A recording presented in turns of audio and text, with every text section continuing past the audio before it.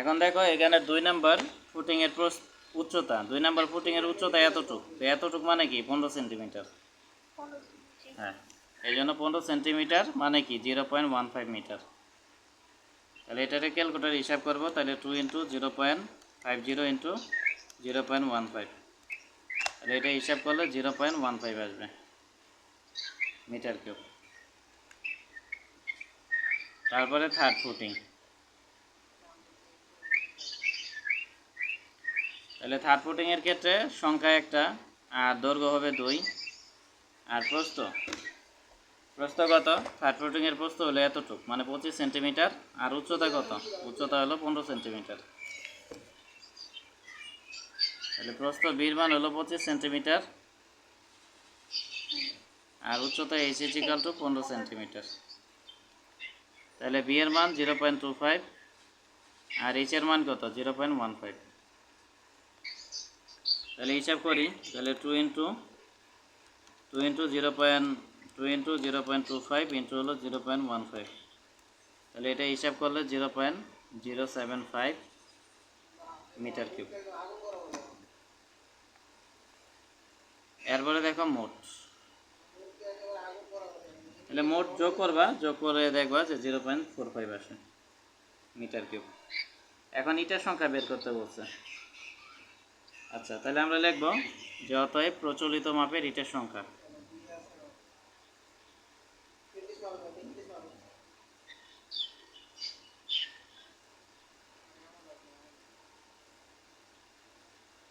তাহলে প্রচলিত মাপের ইটের সংখ্যা কি হবে? এখানে যে আয়তন আছে এটা হলো ভেজা আয়তন, ভেজা আয়তনের সাথে 210 গুণ করব, সরি 410 গুণ করব, তাহলে প্রচলিত ইট সংখ্যা চলে আসবে। তাহলে 0.45 ইন্টু 410, তাহলে হিসাব করলে কত আসবে? 184.5টি, তার মানে কি 185টি ধরে নিব। বইয়ে 184 নিচে, আমরা 185 নিছি, এটা কোনো ম্যাটার না, 1-2টা কম বেশি হইতেই পারে। তাহলে এটা বুঝাইতে পারছি কিনা বলো? হ্যাঁ, 410 ফিক্সড একটা মান। এখানে যে আয়তন পাইছে এটা হলো ইটার ভেজা আয়তন, এই ভেজা আয়তনের সাথে দৈর্ঘ্য প্রস্থ উচ্চতা এটা গুণ করা মানে কি আয়তন, তাহলে এটা হলো ভেজা আয়তন, ভেজা আয়তনের সাথে যদি 410 গুণ করো তাহলে কি হয়ে যাবে? ইটের সংখ্যা চলে আসবে। 410 এখানে কি মানে প্রচলিত ইটের মাপ?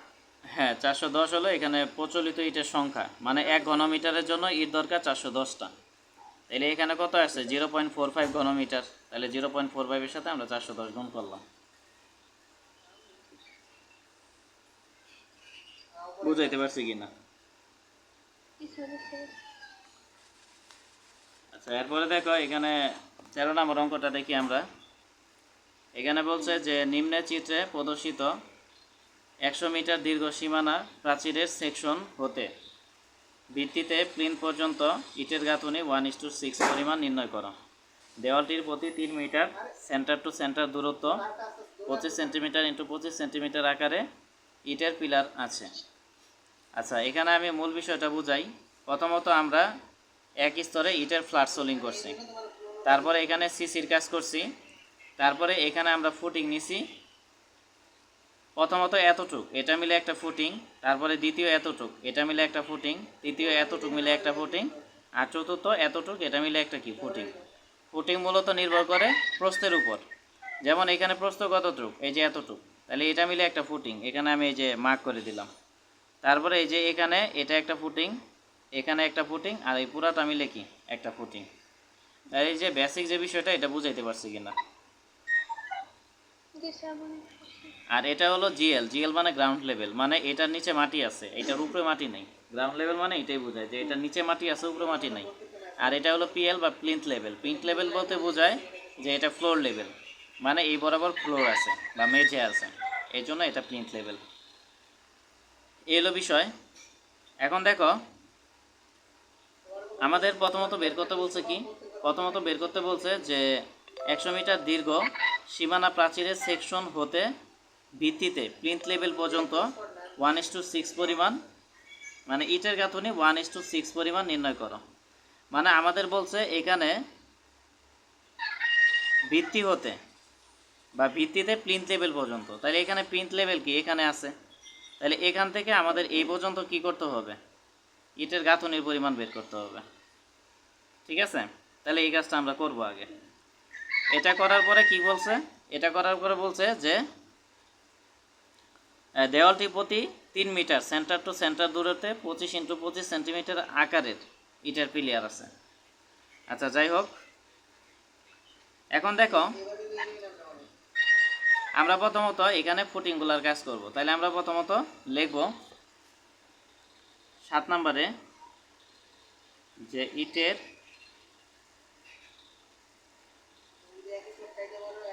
গাঁথনির হিসাব, ইটের গাঁথনির কাজের হিসাব।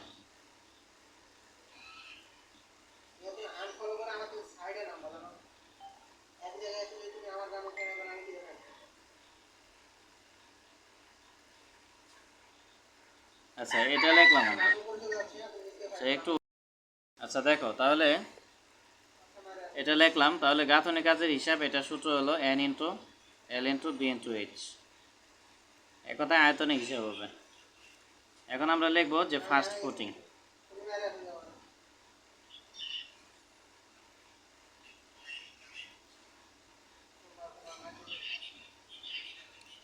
তাহলে দেখো এখানে n এর মান কত, 1 হবে, আর l এর মান কত, l এর মান বলেই দিছে যে 100 মিটার, তার মানে l এর মান আমরা 100 মিটার নিব, এটা নিলাম। তাহলে n এর মান 1 আর l এর মান কত, 100, ইন্টু হলো প্রস্থ। তাহলে প্রথম ফুটিং এর প্রস্থ কত বলো, প্রথম ফুটিং এর প্রস্থ হলো এখান থেকে এই পর্যন্ত, তার মানে কত, 62 দশমিক কত, 62 দশমিক, এটা কত লিখছে, 5 লিখছে, তাহলে প্রস্থ হবে 62.5 সেন্টিমিটার। তাহলে এই 62.5কে মিটার করব, তাহলে কি দশমিকটা 2 ঘর আগে চলে আসবে, তার মানে 0.625 ইন্টু হলো উচ্চতা। তাহলে প্রথম ফুটিংয়ের উচ্চতা কত, এখান থেকে এই পর্যন্ত, মানে 15 সেন্টিমিটার। তাহলে H is equal to 15 centimetre, 15 centimetre মানে কি 0.15 মিটার। তাহলে এই পর্যন্ত বুঝাইতে পারছি কিনা, তাহলে 1 × 100 × 0.625 ইন্টু হলো 0.15। স্যার আগেরটার মতোই না? হ্যাঁ হিসাব, হ্যাঁ আগেরটার মতো, একবার হুবহু আগেরটার মতোই, তবে এখানে একটু পার্থক্য আছে, পার্থক্যটা আমি বলছি। আচ্ছা এটা হলো,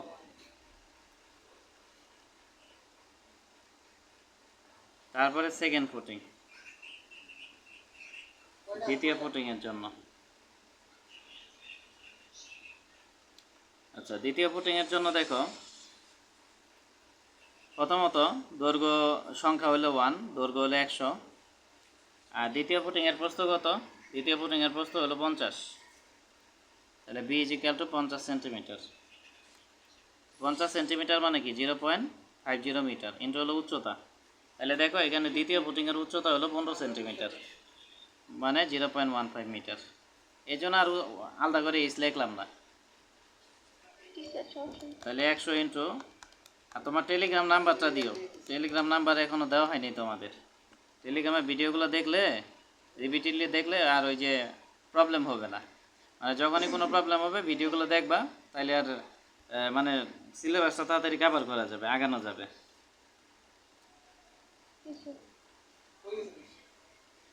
তাহলে আর আগের বিষয়গুলো বেশি একটা রিপিট করার লাগবে না। এরপরে দেখো তৃতীয় ফুটিং, তাহলে তৃতীয় ফুটিংয়ের ক্ষেত্রে সংখ্যা একটা আর দৈর্ঘ্য তো 100ই, আর প্রস্থ কত, প্রস্থ হলো 37.5, তাহলে b ইজ ইকুয়াল টু কত, 37.5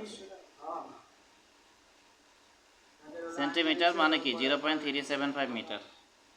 আর তৃতীয় ফুটিংয়ে দেখো উচ্চতা, উচ্চতা হলো এতটুক, মানে 15 সেন্টিমিটার, তার মানে 0.15। তাহলে এটা হিসাব করলে কত আসবে, হিসাব করলে আসবে 5.625 মিটার কিউব। তারপর হলো চতুর্থ ফুটিং, তাহলে চতুর্থ ফুটিং যদি নেই, তাহলে চতুর্থ ফুটিংয়ের সংখ্যা একটা আর দৈর্ঘ্য হলো 100, প্রস্থ কত? চতুর্থ ফুটিং হলো এই যে এতটুক ধরবো আমরা, যেহেতু আমাদের পিন লেভেলের নিচে হিসাব করতে বলছে। তাহলে এখানে প্রস্থ হলো 25, প্রস্থ বি এর মান হলো 25 সেন্টিমিটার। তাহলে 25 সেন্টিমিটার মানে কি 0.25 মিটার। ধরলাম। 25 নেওয়ার কারণ হলো দেখো চতুর্থ ফুটিংটা হলো এতটুক, তো এখানে মান দেওয়াই আছে দেখো 25 সেন্টিমিটার বইয়ে, আচ্ছা, এই যে 25 দেওয়া আছে এখানে। 25 সেন্টিমিটার মানে 0.25 মিটার। আর উচ্চতা কী হবে? চতুর্থ ফুটিংয়ের উচ্চতা হলো এখান থেকে এই পর্যন্ত, মানে কি 45 আর 30 যোগ হবে, এই জন্য উচ্চতা এস ইজ ইকাল টু 45 যোগ 30।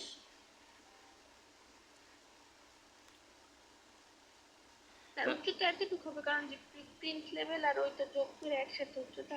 হ্যাঁ, চতুর্থ ফুটিং মানে আমাদের প্রিন্ট লেভেলের নিচে হিসাব করতে বলছে, তো এই ক্ষেত্রে উচ্চতা হবে তোমার এই যে এতটুক, মানে চতুর্থ ফুটিংটাই এতটুক, তাহলে উচ্চতা কি এখান থেকে এই পর্যন্ত হবে, তার মানে 30 আর 45 যোগ করতে হবে। তাহলে 45 যোগ 30 হিসাব করলে 75 সেন্টিমিটার ইকুয়াল কি 0.75 মিটার। বুঝাইতে পারছি কিনা?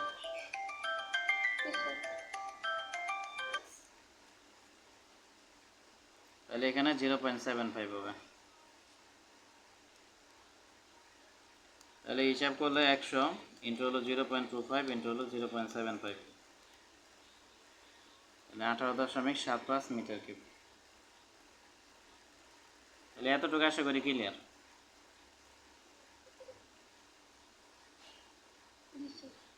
আচ্ছা,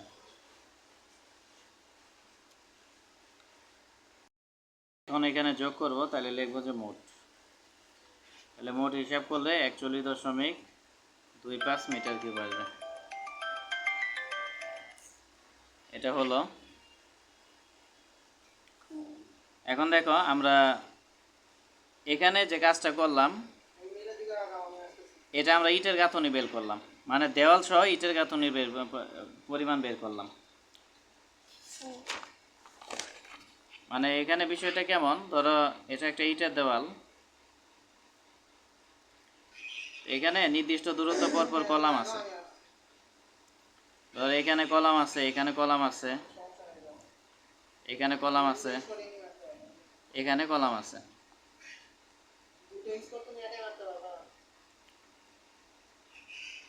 এখন দেখো ধরলাম আমরা এই দেওয়ালের মাপ কত, দেওয়ালের মাপ হলো 100 মিটার, যেটা প্রশ্ন দেওয়া আছে।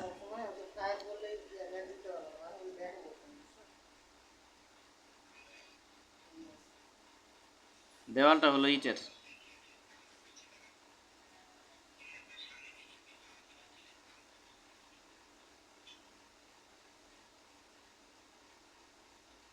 ইটের দেওয়াল, এখানে উপরে আরো গাঁথনি আছে। এখন এখানে আছে কলাম,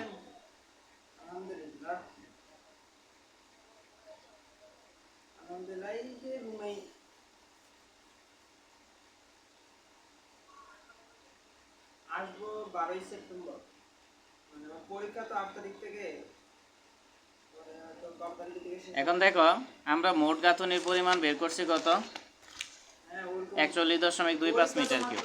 মোট গাঁথনি বলতে বোঝাচ্ছে যে আমরা ইন টোটাল সব কিছু মিলে গাঁথনি পাইছি 41.25 মিটার কিউব, কিন্তু এখানে যে কলামগুলো আছে এই কলামগুলো আমাদের বাদ দিতে হবে।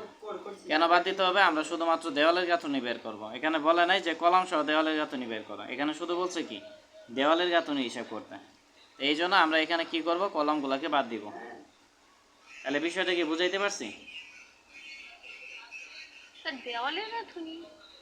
হ্যাঁ, এখানে দেখো বলছে যে নিম্নের চিত্রে প্রদর্শিত 100 মিটার দীর্ঘ সীমানা প্রাচীরের সেকশন হতে ভিত্তি পর্যন্ত ইটের গাঁথনির পরিমাণ নির্ণয় করো। ইটের গাঁথনি বলতে বোঝাচ্ছে এই যে এইগুলা, মানে এখানে এই যে এই গাঁথনিগুলা বের করতে বলছে। তা আমরা যদি এখানে ইটের গাঁথনি বের করি তাহলে কি অবশ্যই এই কলামগুলাকে বাদ দিয়ে কাজ করতে হবে। স্যার এখানে মানে 4টা কলাম দিছে, মানে কোন পারপাসে? না, 4টা কলাম বলতে বিষয়টা এমন না, এদিকে আরো আছে, এদিকে আরো আছে, আমি জাস্ট বোঝানোর জন্য এটা ইউজ করছি। এদিকেও আরো আছে, এদিকেও আরো আছে। এখন আমরা মোট গাঁথনি বের করছি কত, বা মোট কাজের হিসাব বের করছি 41.25 মিটার কিউব। 25 হ্যাঁ, এটা বের করছি। এখন এটা থেকে আমাদের কি করতে হবে, কলামগুলা বাদ দিতে হবে। বাদ দিলে আমরা কি এই ইটের গাঁথনি পরিমাণ বের করব, পাবো আর কি। বুঝাইতে পারছি বিষয়টা? কত 50% দিতে হ্যাঁ এখন তাইলে আমরা কলামের সংখ্যা বের করব। তাহলে আমরা লিখবো যে এখানে গরিব একটা প্রমাণ কলাম সংখ্যা, খরচ বেশি কিন্তু এখন যে পরিস্থিতি খরচ বেশি। আচ্ছা কলাম সংখ্যা দেখো, একটা কলাম থেকে আরেকটা কলামের ব্যবধান দেওয়া আছে কত, 3 মিটার করে। একটা কলাম থেকে আরেকটা কলামের ব্যবধান কত, 3 মিটার। একটা থেকে আরেকটার ব্যবধান কত, 3 মিটার করে। হ্যাঁ, তাহলে 3 মিটার ব্যবধানের জন্য কলাম সংখ্যা কয়টা, একটা। তাহলে 1 মিটার ব্যবধানের জন্য কলাম সংখ্যা কয়টা, 1/3। আর এখানে টোটাল কত মিটার, 100 মিটার। তাহলে 100 মিটার ব্যবধানের জন্য কলাম সংখ্যা কি হবে, গুণ হয়ে যাবে 1 গুণন 100/3। বিষয়টা কি বুঝাইতে পারছি? যদি শুনো রাজি হয়ে যেতে পারে বাইকটাই কিনছে দেখো তুমি প্রথমে 3-এর সাথে 1 তুলনা করবা, আবার 1-এর সাথে 100 তুলনা করবা। যখন 3 মিটার তখন কলাম সংখ্যা একটা, তো যখন 1 মিটার হবে তখন কলাম সংখ্যা কি কমে যাবে। তো কমার জন্য আমরা 1-কে 3 দ্বারা ভাগ করব। আবার যখন 1-এর সাথে 100-কে তুলনা করবা তখন কি কলাম সংখ্যা বেড়ে যাবে। এই জন্য আমরা কি করব, এখানে 100-র সাথে এই একটা গুণ করে দিব, আর নিচে 3 আছে 3 নেব। রুম তো সবাই মিলে গাদাগাদি করে থাকতে হবে না। বুঝাইতে পারছি? আর আপনার রুমের বিষয়টা দেখেন, প্রশ্ন থাকলে বলতে পারো। ছয়জনেরটাও একটা রুম হয়ে যাবে। না স্যার প্রশ্ন আচ্ছা তাহলে হিসাব করলে কত আসবে, 1 গুণন 100 ভাগ হলো 3। আচ্ছা এটা আসলো মনে করো। এখন এরপরে আরেকটা বিষয় আছে। আরেকটা বিষয় কি, আমরা এখান থেকে এই পর্যন্ত ধরছি 3 মিটার। 3 মিটারের জন্য কলাম সংখ্যা কয়টা, একটা। কিন্তু এখানে 3 মিটারের জন্য কলাম সংখ্যা কি আসলেও একটা না, এখানে কলাম সংখ্যা হলো 2টা। মানে এখান থেকে এখানে যখন আমরা 3 মিটার আসছি তখন আমরা শুধু এই কলামটাকে ধরছি, এটা ধরি নাই। আবার এখান থেকে যখন এখানে আসছি আমরা এই কলামটাকে ধরছি, আবার এখান থেকে যখন এখানে আসছে আমরা এই কলামটাকে ধরছি। তাহলে প্রথম কলামটা কি বাদ থাকতেছে। এই প্রথম কলামটার জন্য আমরা কি করব, এখানে অতিরিক্ত 1 যোগ করব। বুঝাইতে পারছি? তাহলে হিসাব করলে দেখবা আসবে 34.33। এখন কলাম সংখ্যা তো আর ভগ্নাংশ হইতে পারে না, এই জন্য এটাকে 35টা ধরে নিব। তাহলে বুঝাইতে পারছি বিষয়টা? স্যার 3 মিটারের জন্য একটা কলম নিয়েছে, আর তারপরে 1 মিটারের এখন তো আপনার 3 মিটারের জন্য কলাম একটা, একটা বলতে এই কলামটা, 60 টাকা হ্যাঁ ঠিক আছে। একটা বলতে তোমার এই যে এই কলামটা। আবার 20 টাকা দেয়। হুম তাহলে 1 মিটারের জন্য কি কমে যাবে, 100 টাকায় ধরে কমে যাওয়ার জন্য ভাগ, তার মানে 1/3 হবে। আর 100 মিটারের জন্য কি হবে, 100 মিটারের জন্য এখানে তোমার বেশি হবে। বেশি হবে, এই জন্য 1-এর সাথে 100 গুণ করবো আর 3 ভাগ হবে।